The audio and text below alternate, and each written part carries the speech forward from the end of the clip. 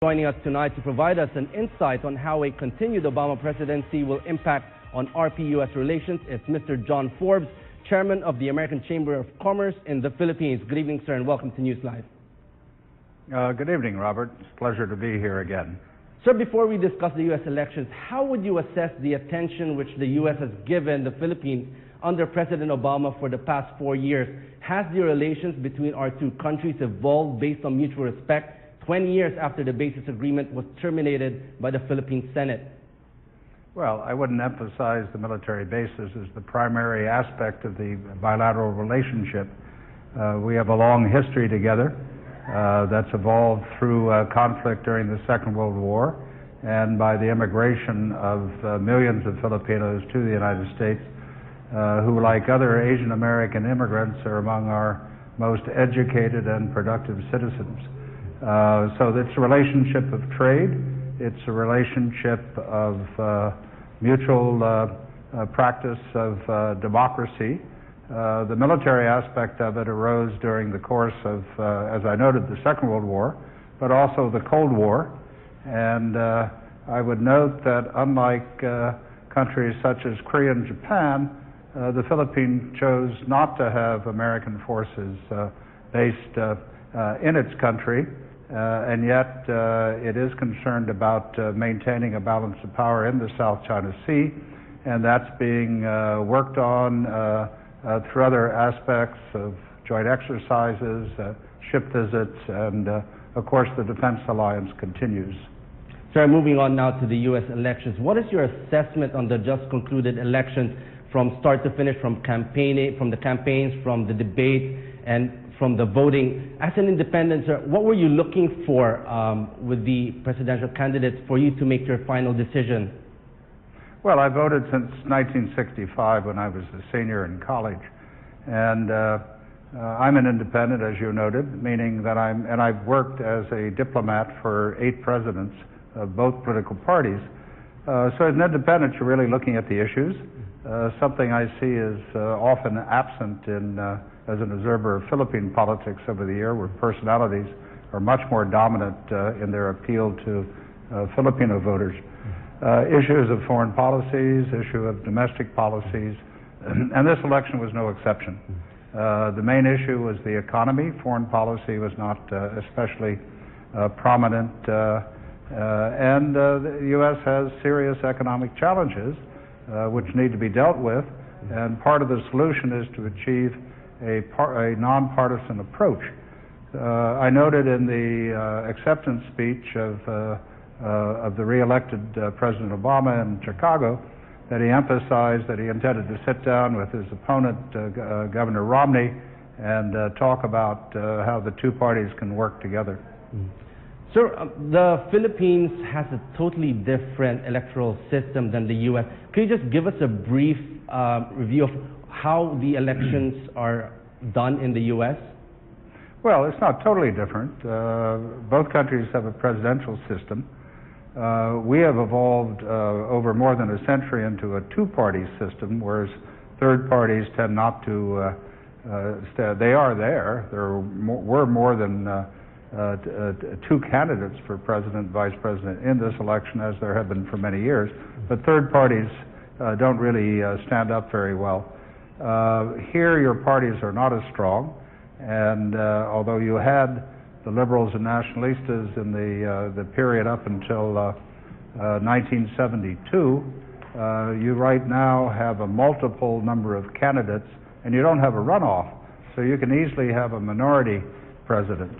The main difference is the Electoral College, however, which goes back to the Constitutional Convention in Philadelphia, where the smaller states felt that the larger states would be the ones that would elect the president in a pure direct election.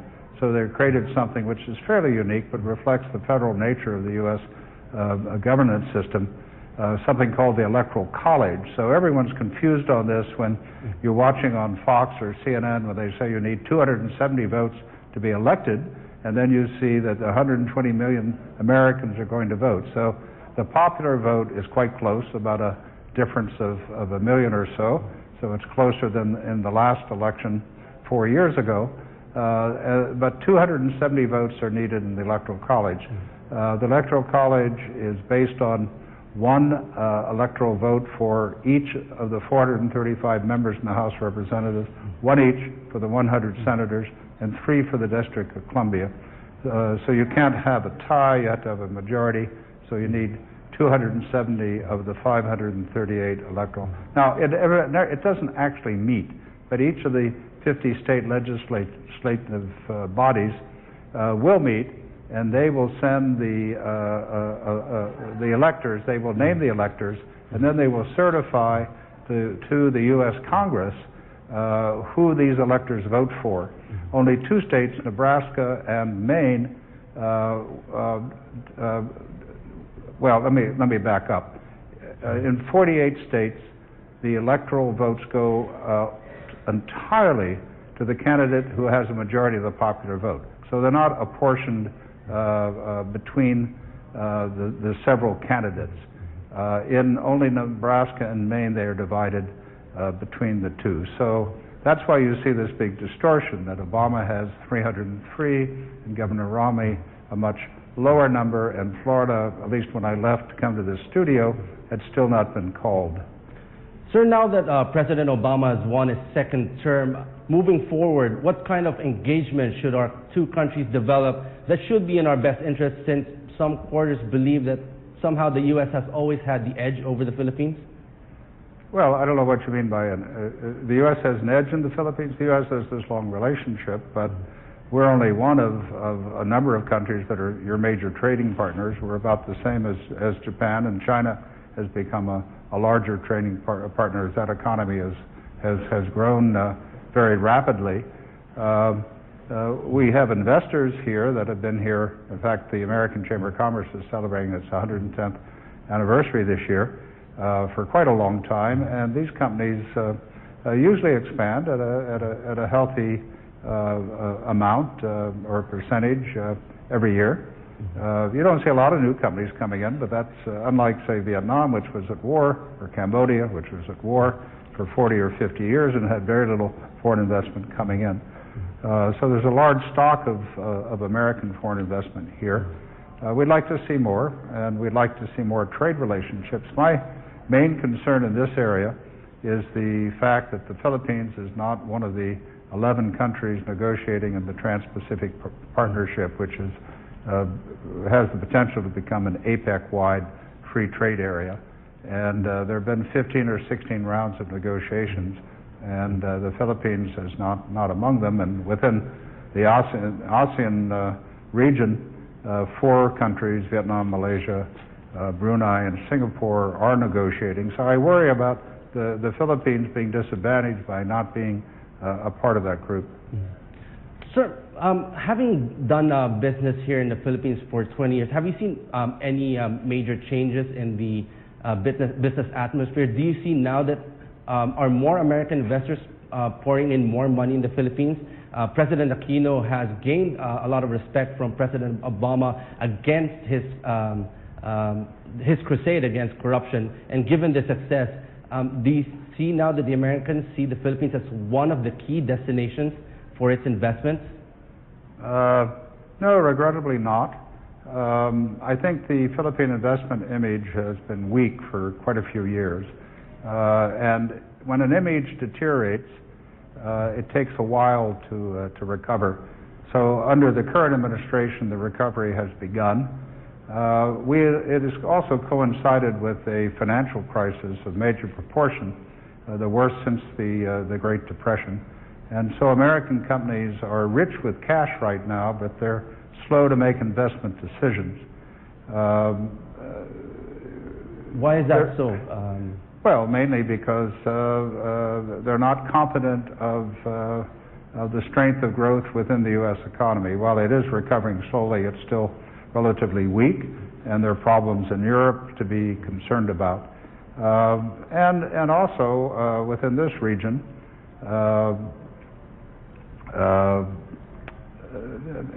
well, if I can be frank, there are restrictions in the Philippine Constitution that I think investors are looking to see if they're going to be relaxed or not, and that's an area where more investment could come in into some of the public utility areas and some other areas that are restricted. And so moving forward, now that President Obama has won his second term, from the past 4 years, what have you seen that has changed, and what do you expect now in the next 4 years from President Obama? Well, that's a broad question. I mean, the number one area is the economy. In his acceptance speech, the President talked about the need to deal with jobs, the need to reduce the deficit, the need to deal with some other domestic issues. He didn't really talk about foreign policy in his acceptance speech. I do think this change that earlier you quoted a congressman who's a Naval Academy graduate, the congressman from Paranaque, talking about the so-called pivot. Pivot it describes a sharp change in direction. It's really a more gradual change in direction, which will place more emphasis on U.S. policy in Asia, and that's originated in the last couple of years in this administration. We look forward to that continuing.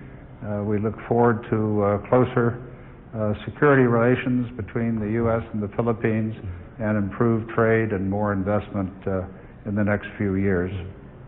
Okay, on that note, thank you very much, sir, for joining us tonight. That was Mr. John Forbes, Chairman of the American Chamber of Commerce in the Philippines. Thank you, sir, for joining us here at Newslive. Thank you, and I'm Chairman of the Legislative Committee. Thank you.